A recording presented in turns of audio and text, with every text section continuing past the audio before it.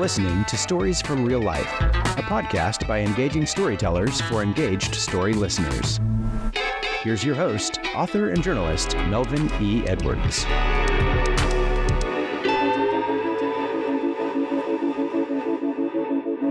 Hello again, and welcome to this August 27th edition of Stories from Real Life. I'm your host, Melvin E. Edwards. Let's find out about today's guest, Dr. Meredith Wills.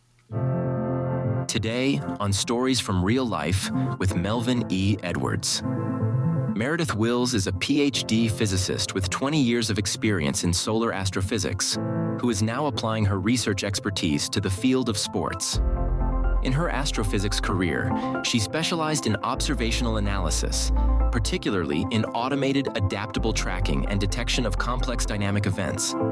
Her expertise in data science has been particularly effective in utilizing the latest ball and player tracking technology, with a specialization in spatial analysis and visualization. Her passions are baseball and knitting.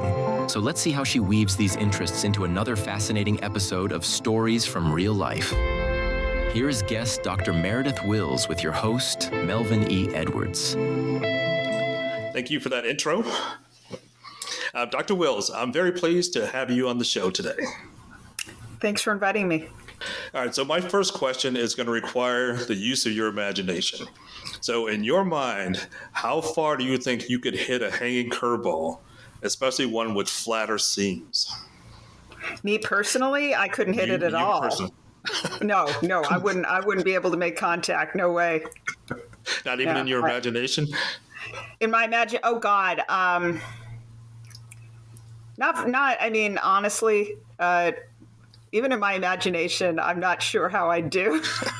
I'd swing at this. 450. That's sure, we'll go for that. I mean, with flat seams, it's,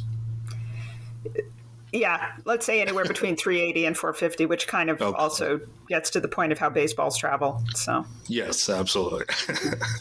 All right. So my first real question here. My son played baseball, and just as he was entering high school, BB core bats became mandatory. And just knowing that BB core stood for bat ball coefficient of restitution made me feel like a physicist. He eventually developed an interest in physics and was recruited to play in baseball and is now a mechanical engineer. So that's when I had to admit that I was in no way a physicist and had to limit my baseball involvement to being a coach and a fan. So for someone who's an actual physicist like you, can you explain in layman terms what coefficient of restitution means as it relates to the batted ball impact? Well, a phrase that a coach and a ball player would know is it's just the trampoline effect. If you've heard that phrase.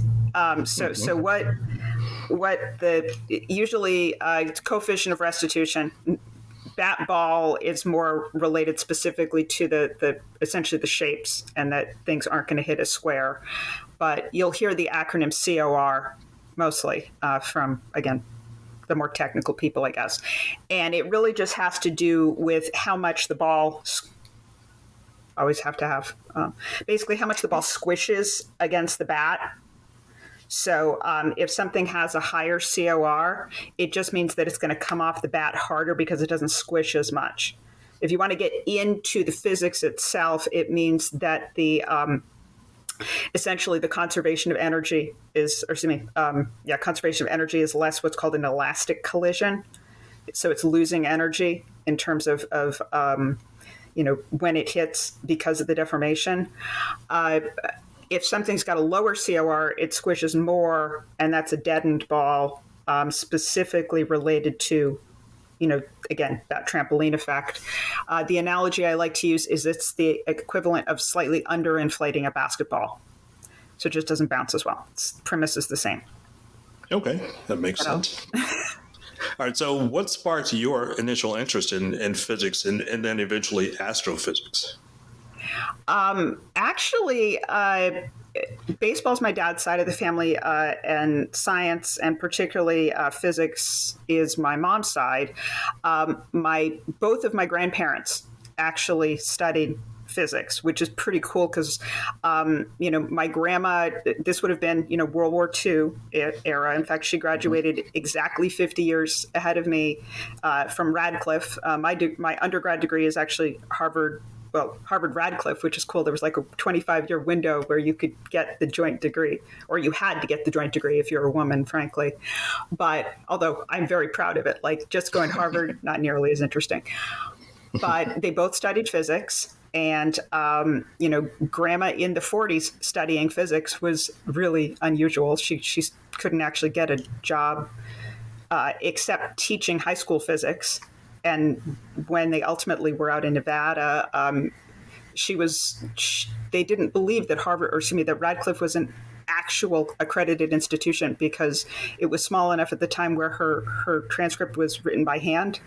I mean, so just it says a lot for like how far we've come. But no, Grandpa ultimately got his Ph.D. in physics. Grandma would have, but by then they had 4 kids, and once again, the times she wouldn't have been allowed to be in a program. He worked for NASA in the very, very early days. Pre-manned space flight. There were a number of missions, but the one that always we'll go back to is something called Pioneer 5, which was the first flyby of Venus, and actually discovered the solar wind, which was a weird circling back around because ultimately my PhD work related to that, and I hadn't actually made the connection until long after I finished my graduate work. He helped design the first nuclear rocket, which frankly we still haven't used, probably a good thing. But again, I have pictures of all this stuff. And ultimately, I think he worked at Area 51, which we've never confirmed exactly, but the circumstantial evidence just lines up a little too well. And he was very clearly involved with top secret aircraft design, like the SR-71. I know he knew about before it was made public. But anyway, so that's the history that I came from on that side. And so, between my grandparents, physics was always interesting. And the idea of physics differentiating from astrophysics was never something. I mean, I remember him explaining what I ultimately now know is general relativity when I was about 7.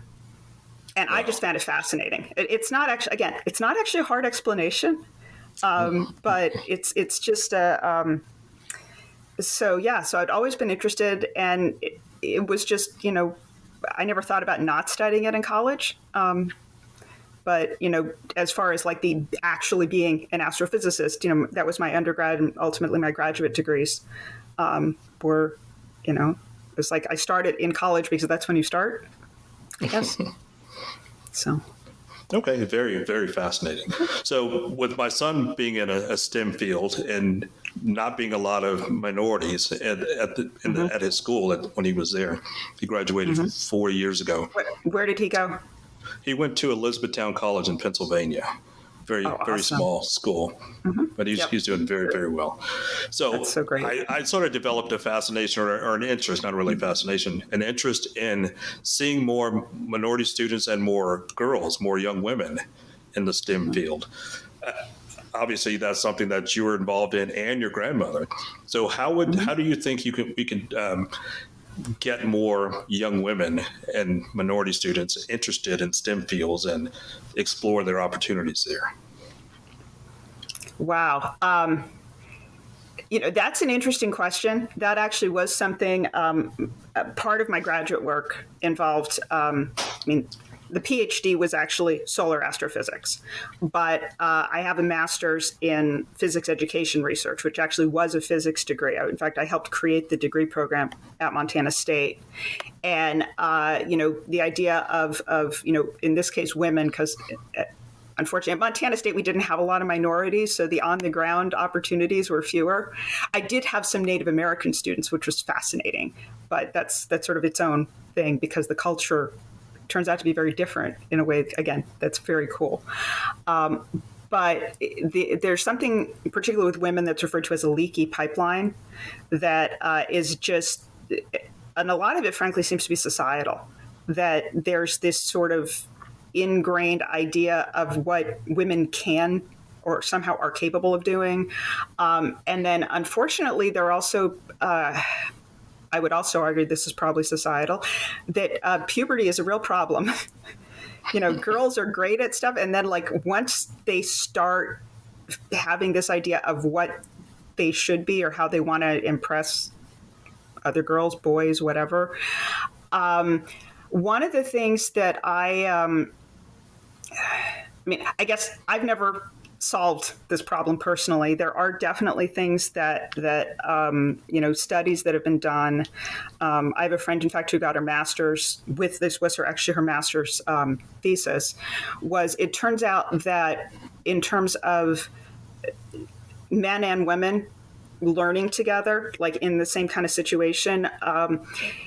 It sounds strange, but single sex or at least equally divided for like if you're doing group learning and stuff. And my thesis was also cooperative group learning. That if you have an imbalance of like a group of 4 where it's either one woman and 3 guys or vice versa, the women end up suffering in it. There, for whatever reason, if it's just the one woman, she's not taken seriously, even if she's more the voice of expertise.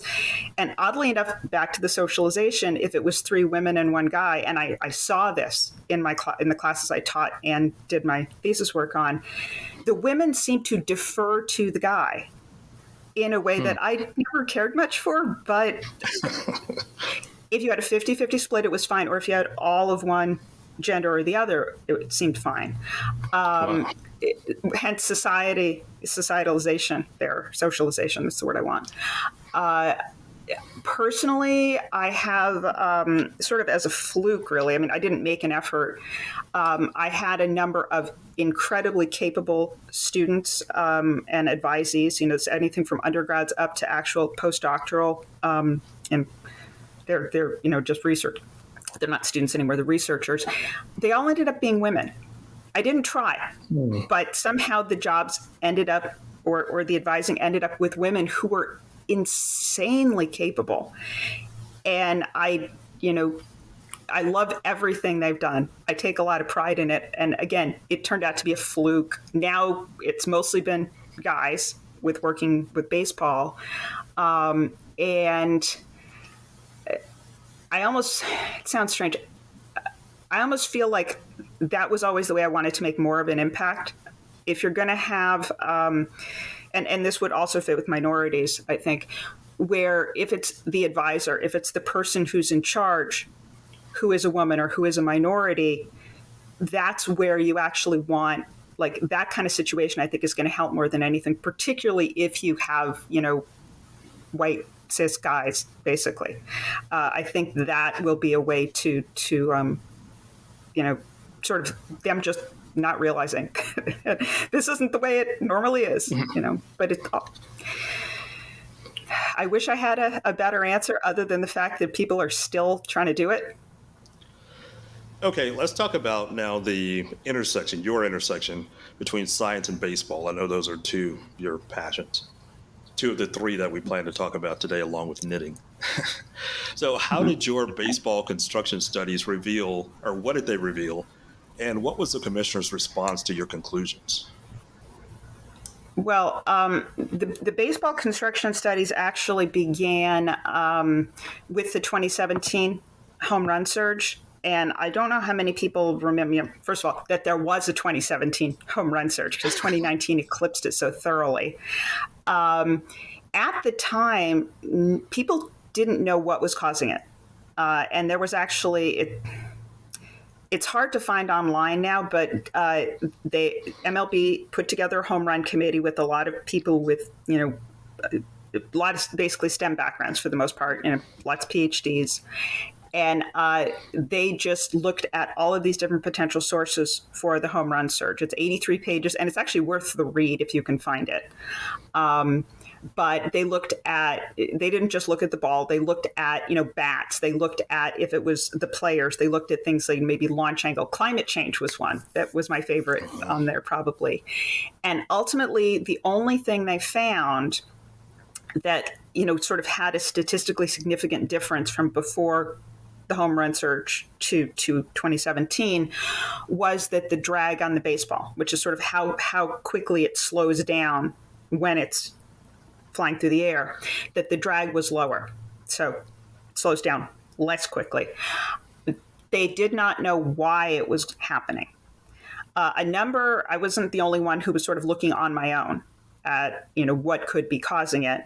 And there actually is some historical evidence of the construction of the baseball impacting, how it behaves. And in particular, the idea of the interior, again, this is my, okay. That's the cutout of the inside of a Major League Baseball. But this is all wool in here, like actual, wool. It turns out that, like, for instance, part of the transition, not the whole thing, but part of the transition from the dead ball to the live ball era was right around the end of World War I. And one of the explanations that was given was that they switched from using essentially, cheaper wool, I believe, from the U.S. back to making wool baseballs using Australian merino. And that was something that forever has been sort of widely disparaged. But as a knitter, it does come in. I can attest to the fact that different wool of different qualities really does make a difference. And so it didn't surprise me in the slightest that using better quality merino wool would give you, in this case, a higher coefficient of restitution, hence the ball traveling farther in a live ball era. Like I said, it's not the only thing, but the assumption that changing the wool would have no effect is, again, back to being a scientist, it is far less credible than that it has to have had some effect. So I was looking at the internal construction. And as it turned out, that internal I looked particularly at like 2014 versus 2016-17, and everything on the interior didn't show any real significant difference. On the other hand, I actually looked at the thickness of the laces, the red laces. Back to more show and tell. Generally, when people tear a baseball apart, they actually will, just slice along the seams. Is this just going to be audio as well, just in case? It'll be audio and video. Is it all video? Okay, all right.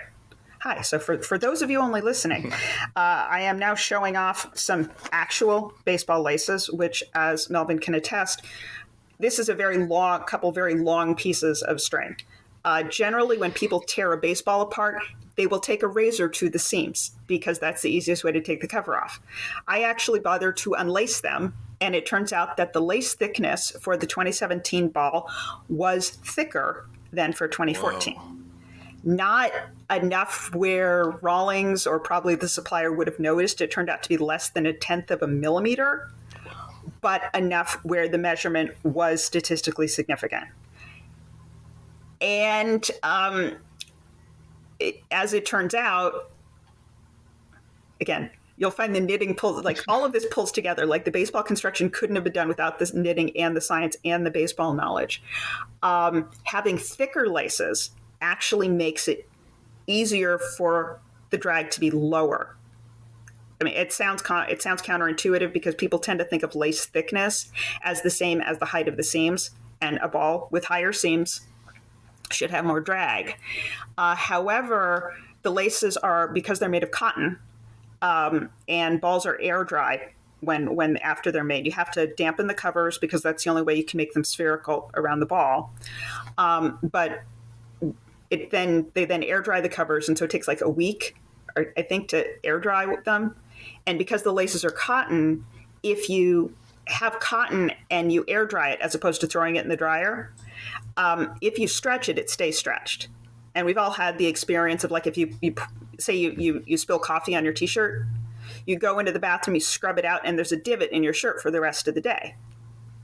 That's basically what's happening to the laces when you air dry them, and thicker laces aren't going to stretch as much as thinner laces.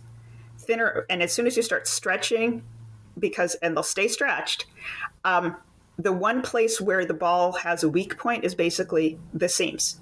So if the ball is going to become less round, hence have more drag, it's going to be because it's bulging at the seams. And as far as I know, I mean, this is something where the actual testing is not something I have access to, but I have yet to hear that being disproved. Again, back to the science. It's a falsifiable theory for that kind of term, which just means the point is it is a disprovable thing. As yet, I don't think it's been tested even. I do have some very preliminary data, very preliminary, because I keep having to take the current baseballs apart, going back at least to 2000, that looks like lace thickness might actually correlate with home run rate. The thicker laces do seem to relate to higher home run rates. And so I've got like hundreds of baseballs from, before Manfred, going back into like the 70s. I think I've even got a couple from the 60s. Eventually, I will get to them. But I want to look a lot at the interior, but definitely at the lace thickness, because that seems to be something. And then, wow. I mean, I can keep going. The 2019 postseason, 2020. It would be so nice if I could stop doing this, but not yet. So I know you're aware of Tommy Pham's recent comments, because I saw it on your... Tommy Pham is one of the best people in baseball. Yes. He and I have had conversations about this. Okay, that's what I was going to ask. He had some comments recently during an interview about what he considers soft baseballs this year, and I wanted to know if you had talked to him about that. He and I have discussed it enough. I mean, it's been remotely. I haven't had a chance to actually have a phone call with him yet this season, but yeah, he's but there are very few players who aren't aware of it or what's going on with the baseballs. It's more that Tommy will talk about it out loud in a way that I think is awesome. There's Tommy's not shy. I mean, one of my college roommates said this about me at the time, although I think I've become a little better, but it's a good way, I think, to describe him, which is, we love living with you, Mary. You say the things that we think but would never ever say. And that's, and I appreciate him because he does that, and he's always straight and he has no fear. And that's just an amazing quality. We need more people like that. So. All right. So let's talk about another one of your passions that we just touched on so far, was knitting. And you had a direct influence on the baseball construction research. We talked about that. And how did that lead to an item of yours being in the Baseball Hall of Fame?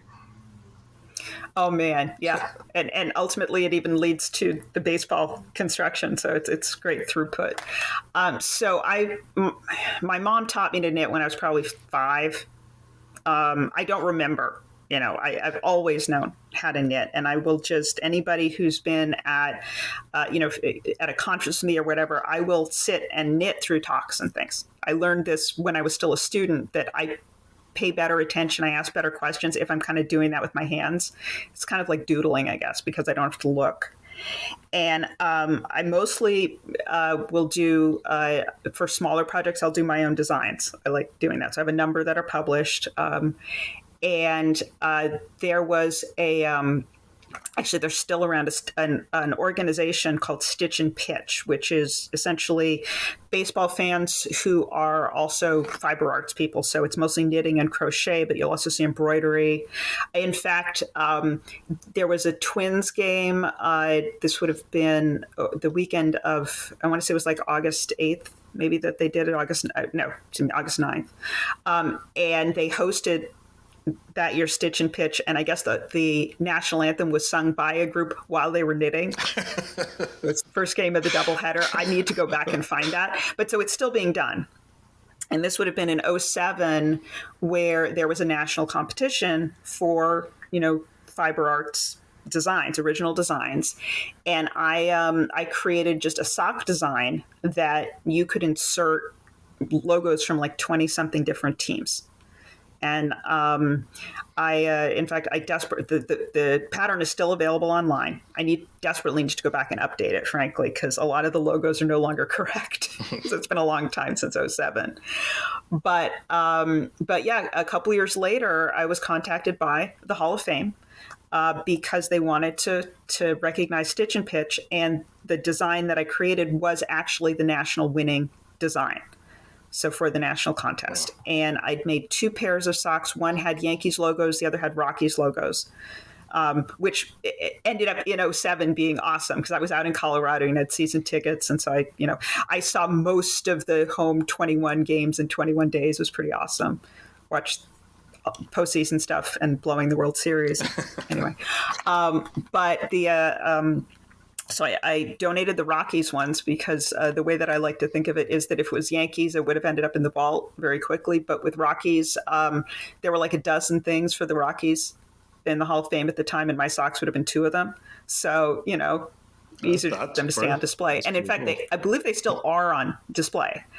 But so that led to the original, Hall of Fame display. I got to know one of the senior curators, and he contacted me. I guess it must have been the next year. Maybe it was the next year, and he. They were doing an exhibit called One for the Books, which had all of these like records. Eddie Goodell, his family had lent them his uniform. For those of you who don't remember, Eddie Goodell was the shortest person ever to play. Bill Veeck signed him to like a one-day contract, and it was a gimmick, but it was a legitimate thing where he came in, was like 3 feet, and ended up having one at bat. They obviously walk him on 4 pitches because the strike zone's so small. His number was 1/8, which if that means anything to people, that's a pint, as in pint sized.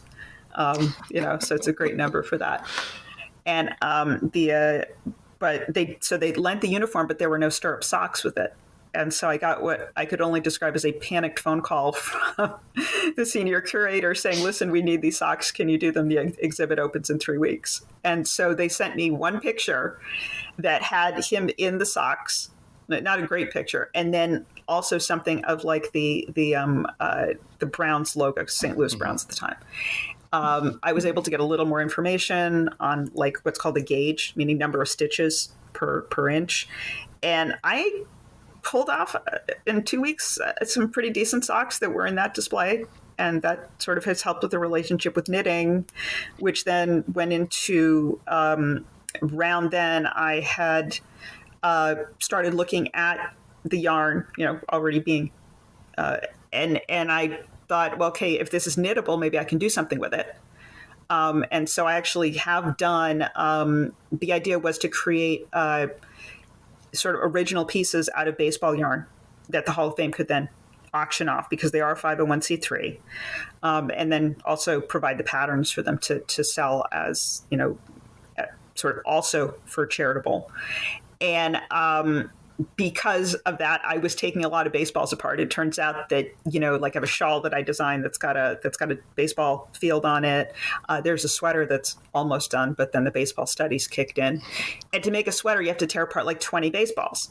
So I started getting really good at tearing apart baseballs. And then 2017 came around, and the rest is history. And it means I'm keeping, all of my supplies, partly for the science side, but also because eventually in my old age, I want to get back to doing these patterns for the Hall of Fame and these pieces for the Hall of Fame. That's really cool. So there is a throughput. That's really cool. So in the past, when I've been talking to male football fans, I've said, or when they've asked me about my interest in baseball, I say that football is a man's game. Baseball is a thinking man's game. Obviously, very smart women also love baseball. So what do you think it is about baseball that attracts intellectuals like yourself?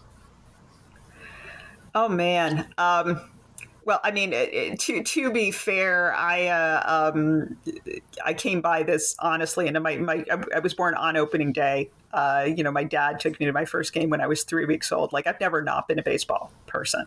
So I'm not sure. You're giving me a lot of credit as like an intellectual. I would have turned any sport that I was born into an intellectual exercise because I can't not do it. But I mean, the pace is very different. I mean, I think that's part of it is that like, it sort of goes the other way around, not entirely, but I feel like in order to be engaged in baseball, the idea of an immediate, fast pace isn't going to appeal to you. You sort of, you fill in the pauses, as it were, with an intellectual exercise. In the same way, I don't remember how old I was when my mom taught me to knit. I don't remember my dad teaching me to keep score. but I've been a scorer in some capacity since I was a kid as well. And that's one where to be engaged in the game, I have this whole fairly intricate like scoring sheet that I came up with ages ago that, I will keep track, not just pitch by pitch, but I'll actually record, I'll use a multicolor erasable pen, which helps. So I'll keep track of, not just balls and strikes, but what foul balls are. I'll be able to differentiate, different ways people get on base or around the base paths. Like, is it a stolen base? Is it a pass ball?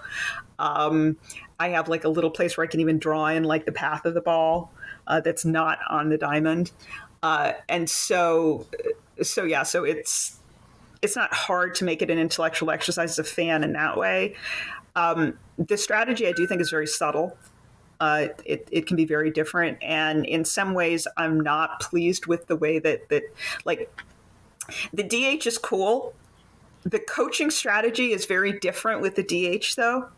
You hardly ever see pinch hitters anymore. You hardly ever see lineups like getting sort of subtle changes. It's in the same way, I guess, that football fans will be armchair quarterbacks. I don't think there are any real baseball fans out there that aren't essentially armchair bench coaches. We all are, because that's just how you watch the game, Absolutely. So. Absolutely. So when StatCast came out and fans gained access to things like spin rates, launch angles, estimated distances of struck balls, how excited did that make you? Actually, it did. It's a little different path for me, because when I transitioned from astrophysics to baseball, that was also a much more direct path than you think, because part of the reason that it was a possibility at all. I mean, Paul DePodesta from Moneyball was a year ahead of me in college. Okay. There was no place for me coming out of college. Not that I wanted to go to grad school, but had I wanted to work for a team, it couldn't have happened. I mean, like in the same way that my grandma would never have been accepted for a Ph.D. program, I cannot imagine a female astrophysicist being hired in a front office. No, that just would not, even with the Moneyball thing starting to come on, that was a very, that was an Excel spreadsheet, very simple kind of thing. And you just scientists weren't doing that. And frankly, women weren't doing that, both front offices in some kind of a analytics capacity. So as it turns out, what I did for solar astrophysics was very much, the sun is much more interesting in my mind than most other stuff, because it's dynamic. It's like you're basically looking at videos, and there's real science data in them. The way we take the data is like, it's not just bright, like there's a photon count for each little level of brightness. You can sort of pull the science from it. But as I'm looking at movies, I've always been a defense geek. And so I found out before StatCast existed that they were going to be doing player tracking.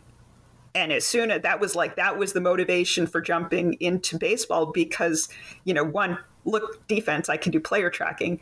But also, what I did in Astro was way more complicated than looking at potentially 13 players on a ball field when they're all discrete and nothing's like, it's a much easier, like, sort of analysis issue than what I had done in astrophysics.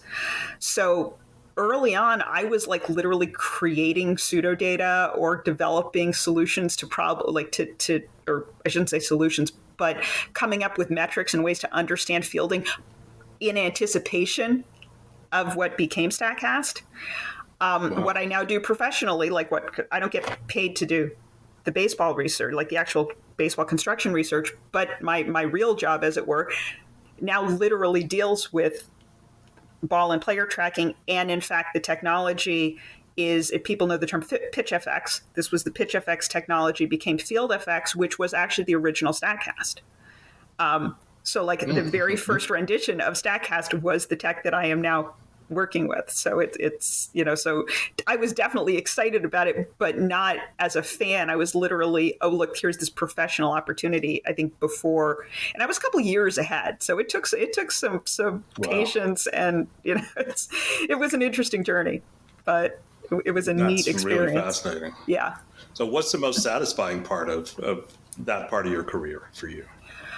Actually, the most satisfying part is what I am doing right this minute. And by right this minute, I mean like literally what things have just wrapped up for the current iteration over the weekend. And one of the things that we've done, that same technology, it used to be only in professional baseball. We've now taken it and we're installing that exact same ball and player tracking tech in colleges. So, so there are data that we'll license it to teams for the draft, but it means that they now have fielding data so that they can actually draft college players based on that. But when we came up with the program, those of us who sort of designed the thing insisted that we had to have an academic component. Because if we're going to go into colleges, college is for education. And so we've since had the opportunity to, there's a number of parts to it, but the one that's kind of become the flagship is something that we call the SMT Data Challenge. And it's just wrapped up for its third year, where students are able to go in, work with these data, with ball and player tracking data from actual pro ball, minor league ball, and do the kind of analysis projects that nobody would get to do as a student. And I'm able to take, that I did that physics education research master's. I love working with students. I love the opportunities. I love all of the advisees I had. I now get to do that with baseball data with really enthusiastic, bright students who have. I'm not going to go into some of the projects because there is judging going on right this minute already. Things will be announced in October, at which point we can kind of start showing off. But oh my God, there are so many brilliant, talented kids. And it's not just like they're smart, they're good at working with data, but they're also just smart baseball people. Oh man.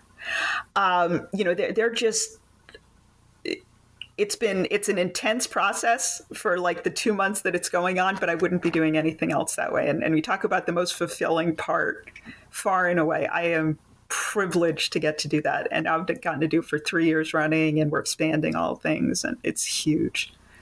Well, yeah, you obviously are excited about that because your face just lighting up while you're talking about those projects. So actually, I was going to say back to your original question, though, one of the things we're going to be doing sort of upcoming for the 2024 semester, because we also can do this with colleges, we're doing a more targeted, what we're calling a data derby at schools through what's called cooperating Raleigh colleges.